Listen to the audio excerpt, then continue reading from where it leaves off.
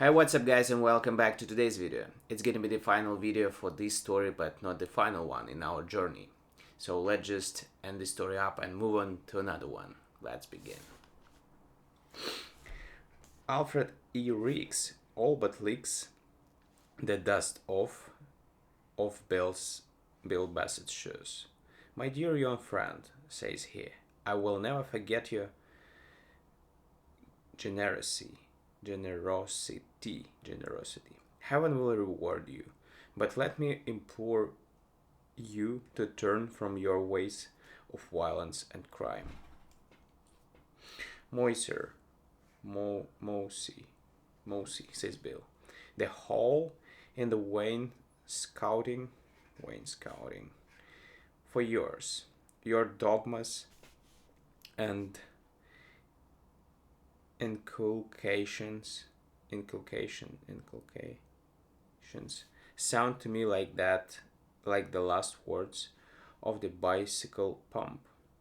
What has your high moral elevator service system of pillage brought to you too? Pneros, Penroy, Penroinizas, and want. Even Brother Peters, who insist upon contaminating the art of robbery with theories of commerce and trade, admitted he was on the lift. Both of you live by the glided rule.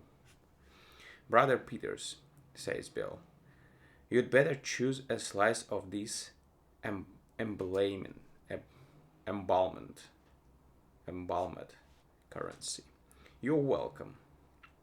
I told Bill Bassett once more to put his money in his pocket. I had never had the respect for burglary that some people have. I always gave something for the money I took, even if it was only some little trifle for a souvenir to remind them not to get caught again. And then Alfred E. Riggs grovels at Bell's feet again and bids us adieu. He says he will have a team at a farmhouse and drive to the station below and take the train for Denver. It Saul briefed it Saul briefed the atmosphere when the lamentable, that lamentable ball worm took his departure.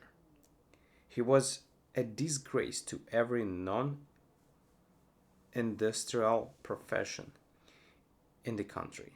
With all his big schemes and fine offices, he had wound up unable even to get an honest meal except by the kindness of a strange and maybe unscrupulous burglar. I was glad to see him go, though I felt a little sorry for him now that he was ruined forever. What could such a man do without a big capital to work with? Why, Alfred E. Riggs, as we left him, was as helpless as a turtle on its back. He couldn't have worked a scheme to beat a little girl out of a penny slate pencil. When me and Bill Bassett was left alone, I did a little slate of mind turn in my head with a trade secret at the end of it. Thanks. I will show this Mr. Burglar man the difference between business and labor. He had heard some of my professional self adulation by chasing his persons upon commerce and trade. I won't take I won't take any of your money as a gift, Mr. Bassett, says I to him.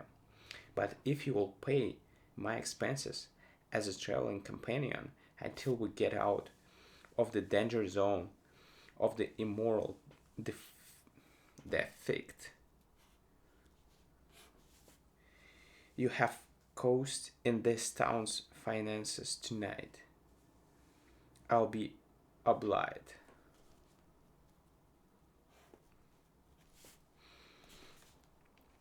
Bill Bassett agreed to that, and we hiked westward as soon as we could catch a safe train.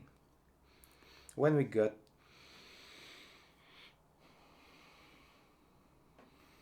when we got to a town in Arizona called Los Perros, I suggested that once more try our luck on Terracotta.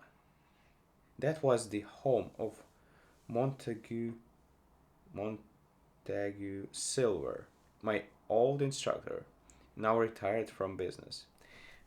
I knew Monty would stake me to web money if I could show him a fly buzzing round around in the locality. Bill Bassett said all towns looked alike to him, as he worked mainly in the dark. So we got off the train in Los Perros, and a fine little town in the silver region. I had an elegant little sure thing in the way of a commercial slungshot that it intended to hit Bassett behind his ear with.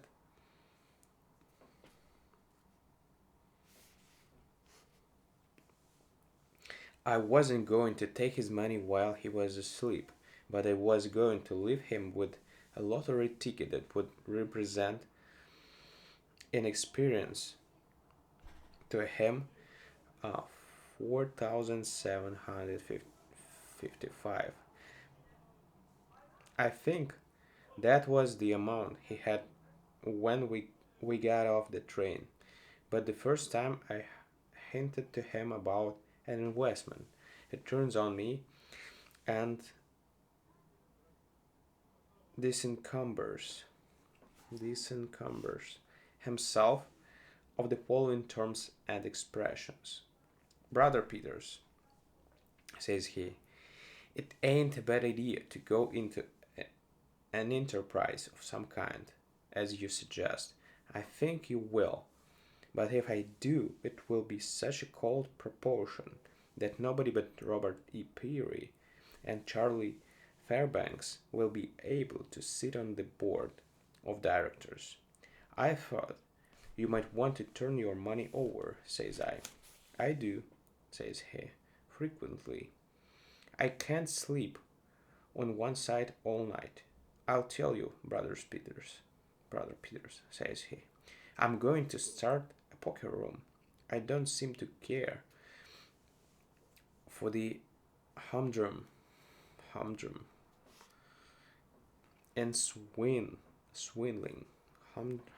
humdrum and swindling, such as peeling egg beaters and working off breakfast food on Barnum and Bailey for sawdust to strew in their circus rings. But the gambling business, says he, from the profitable side of the table is a good compromise between sweeping silver spoons and selling pen wipers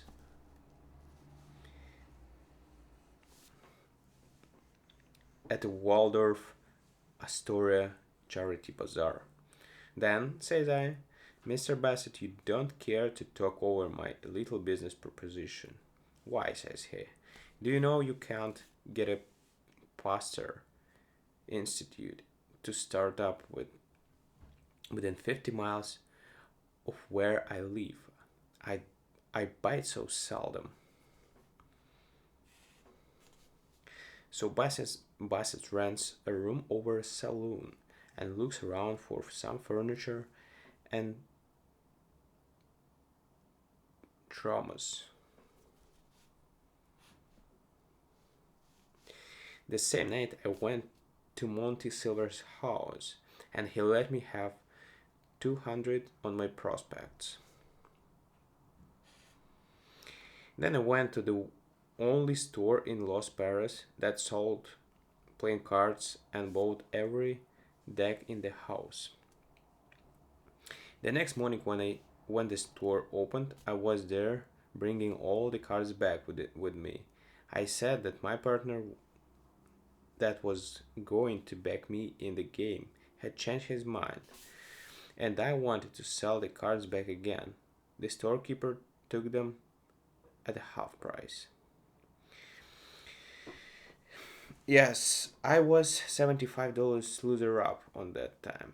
But while I had the cards that night, I marked every one in every deck. That was labor. And then trade and commerce had their innings. Had their innings. And the bread I had cost upon the waters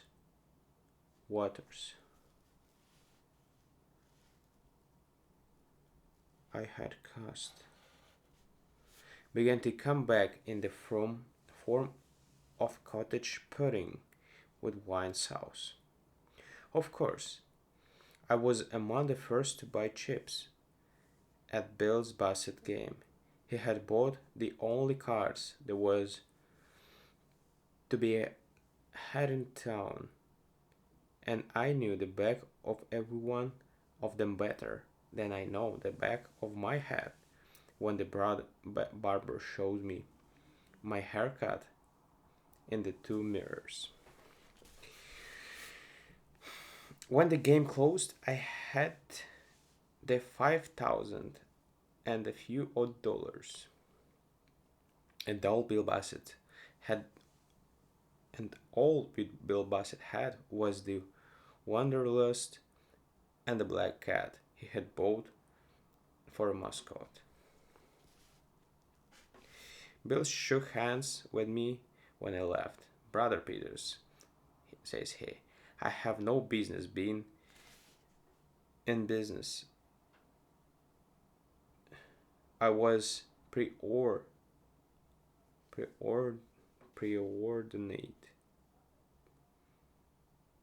preordained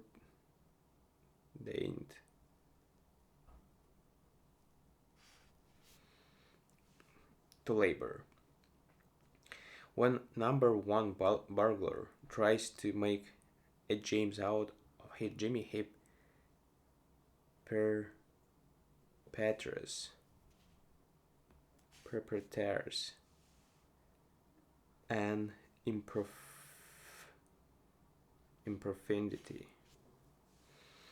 You have a well-oiled and efficacious system of luck at cards, says he. Peace go with you. And I never afterwards Bill Bassett again. Well, Jeff, said I, when the Autolicon adventurer seemed to have divulged the gist of his tale. I hope you took care of the money. That would be a respect. That is a considerable working capital if you should choose someday to settle down to some sort of regular business. Me, said Jeff virtuously, you can bet I've taken care of that 5,000. You can bet I've taken care of that 5,000. He tapped his coat over the region of his chest exultantly. Gold mining stock, he explained. Every cent of it. Shares per value $1. Bound to go up 500% within a year. Non-assessable. The Blue Gopher mine, just discovered a month ago. Better get in yourself if you've any spare dollars on hand. Sometimes, said I, these miners are not all. These ones sold as an old goose, said Jeff. $50,000 worth of ore in sight and 10% monthly earnings guaranteed. He drew a long envelope from his pocket and cast it on the table.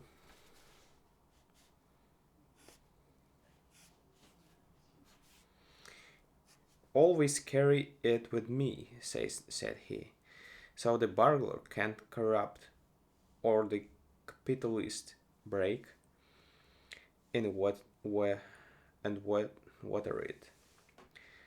I looked at the beautifully engraved certificate of stock. In Colorado, I see, said I. And by the way, Jeff, what was the name of the little man who went to Denver? The one you and Bill met at the station. Alfred E. Riggs, said Jeff, was the Toad's designation. I see, said I. The president of the mining company signs himself A. L. Fredericks. I was wondering. Let me see that stock, said Jeff quite quickly, almost snatching it from me. To mitigate, even though slightly, the embarrassment, I summoned the waiter and ordered another bottle of the Barbara. I thought it was the last I could do. It was a little bit difficult today, yeah. So, thank you guys for watching this video and see you tomorrow on the other one. Thank you. Bye.